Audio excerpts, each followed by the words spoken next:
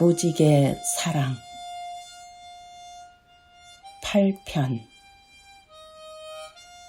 샘 앤더슨.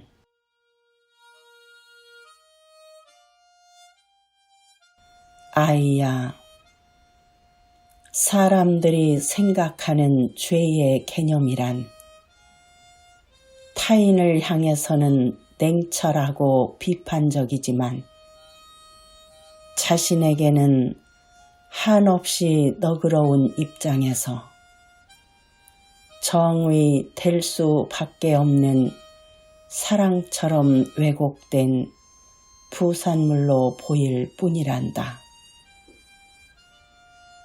타인에게 피해를 끼치는 일에 대해서는 자신의 선한 의도와는 다른 결과이며 피치 못할 이유를 가진 단순한 실수였고, 다만 자신의 깨끗한 마음은 하나님만은 알아주실 것이라고 변명하기에 이르며, 그것 또한 용인되기에 좋은 장소가 종교일 듯도 싶구나.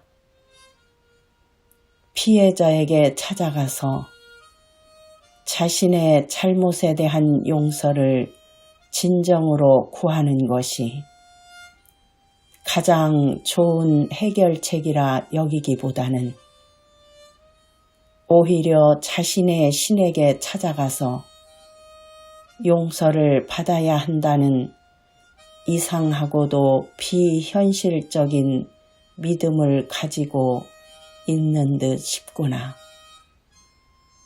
비상식적인 사고와 행동으로 인하여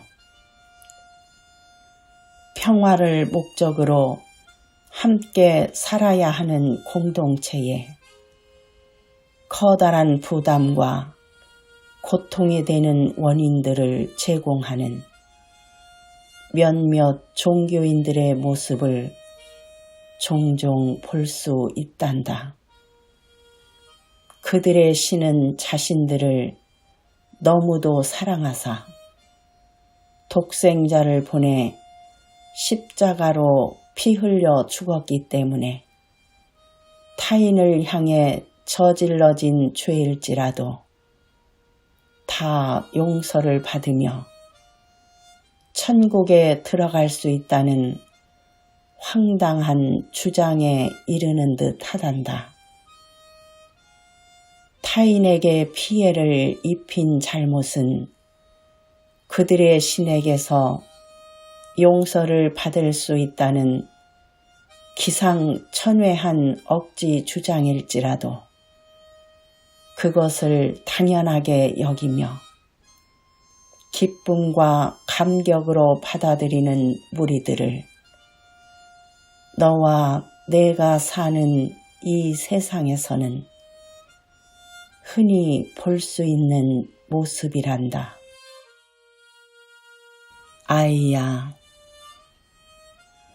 십자가 위에서 보여주었다는 신의 사랑이 그들의 모든 죄를 용서하였기 때문에 이 믿음을 가진 자들은 깨끗하고 흠없는 흰옷을 입고 천국 백성이 되었다고 자랑하며 길거리에 나와서 부끄럼 없는 포교의 외침들로 지나는 사람들의 인상을 찌푸리게 하는 광경을 종종 보기도 한단다. 실상을 말한다면 사람들이 타인에게 피해를 끼치는 행위는 그들의 신과는 아무런 관련이 없어 보이며 피해를 당한 자로부터의 용서가 절실하게 필요할 뿐이란다. 그럼에도 저들은 자신의 잘못된 죄값은 그들의 신에게 용서를 받는 것이 더 중하며 시급하다고 믿는 것은 그들이 행한 죄로 말미암아 천국에 들어가지 못한다는 종교적이고 율법적인 사상에 사로잡힌 모순된 생각에서 오는 듯 싶구나. 타인에게 용서받지 못할 죄라 할지라도 그들의 신에게 용서를 받기만 하면 피해자에게 받아야 할 용서에 대해서는 크게 개의치 않는 듯 보인단다. 평화로움과 행복함을 아름답게 창조된 만물에 두지 않고 오히려 확인되거나 증명될 수 없는 죽음 넘어 천국이라는 장소에 들어가는 것이 그들에게는 이 땅에서 사는 삶의 목적이기 때문인 듯 싶단다. 이 세상보다 죽어서 간다는 천국에 그 삶의 목적을 두는 관계로 그들의 신에게서 용서받지 못할 죄에 대해서는 극도로 예민해하나 타인에게 피해를 입히고 있는 현실 세계에 대해서는 크게 감각 없는 삶을 살고 있는 모습처럼 보인단다. 아이야, 저들의 삶에 그토록 큰 비중을 두고 있는 것은 신의 아들이라는 자가 십자가 위에 처형당한 그 죽음이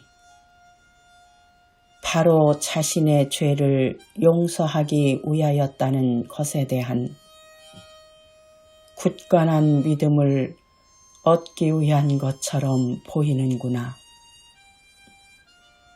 신의 아들이 십자가 위에서의 죽음을 맛본 것은 그들의 죄를 대신 갚아주기 위한 것으로 죄로 말미암은 지옥의 심판과 죄책으로 인한 저주의 고통에서 해방될 수 있다는 소위 죄사함에 대한 믿음을 얻는데 큰 관심을 보이고 있는 듯 하단다.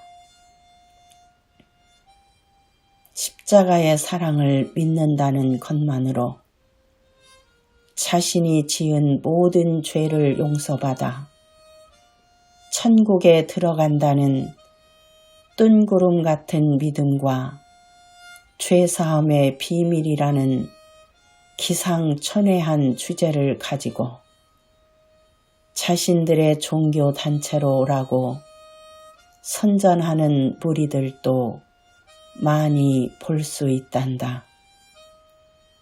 아이야, 창조자가 말하는 죄의 개념이란 종교인들이 생각하는 것과는 크게 차이가 있는 듯 싶구나.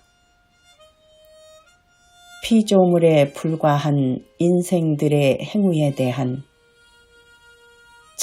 잘못을 따지기 이전에 그 마음이 신과 같이 높아진 상태가 모든 악의 근원이 된다는 사실을 밝히 드러내고자 하는 것이란다.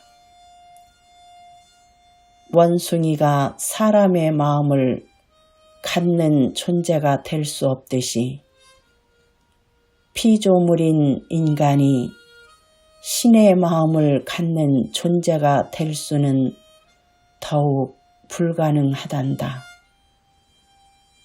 그러므로 죄란 단어 그 자체가 관역을 벗어났다는 의미를 포함하고 있는 것처럼 사람 또한 피조물의 관역에 크게 벗어나서 하나님처럼 높아진 그 마음과 그에 따른 행위들, 이것이 곧 창조자가 말하는 죄와 악의 실체란다.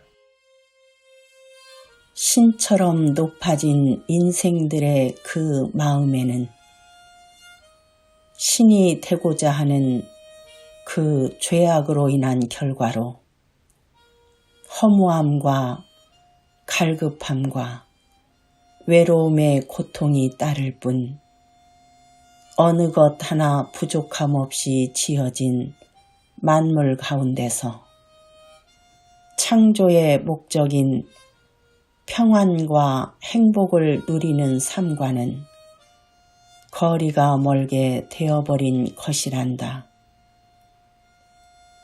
피조물로서 창조된 만물을 누리며 기쁨과 행복으로 채울 수 있는 에덴의 삶을 살도록 지어진 그 관역에서 벗어나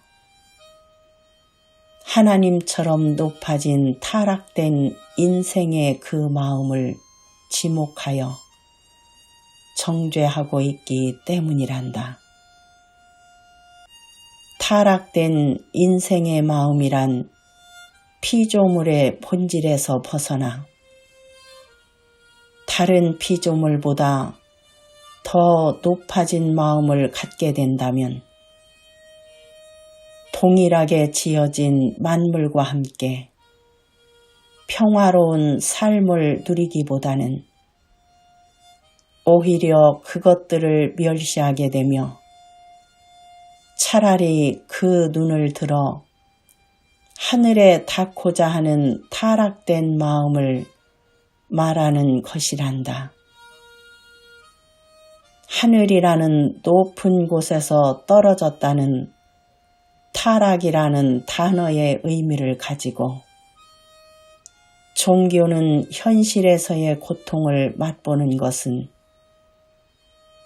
마치 하늘에서 떨어졌기 때문일 것이라 속여 말하며 평화와 기쁨이 넘치는 저 하늘나라에 오르는 것이야말로 인생들의 모든 고통에서 해방되는 구원인 것처럼 주장하는 모습이란다.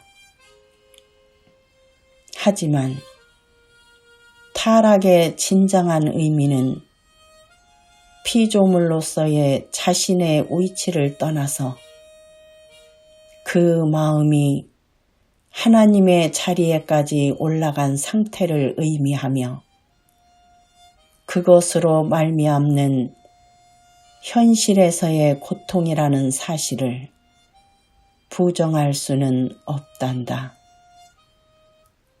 그럼에도 하늘에서 신을 찬양하던 우두머리 천사의 교만으로 인해 반역한 결과 따르는 무리와 함께 공중과 땅에 쫓겨났다는 식으로 말하거나 아담과 하와가 뱀의 꾀임에 빠져서 금지된 열매를 먹은 결과 에덴에서 쫓겨났다는 식으로 저들은 타락을 이해하고자 하며 타락한 천사장 루시퍼 또는 마귀나 사탄이 지배하는 이 땅에서 벗어나 신의 사랑인 십자가를 믿음으로 다시 하늘에 오를 수 있다는 기상천외한 주장들로 가득한 곳이 너와 내가 살고 있는 세상이란다.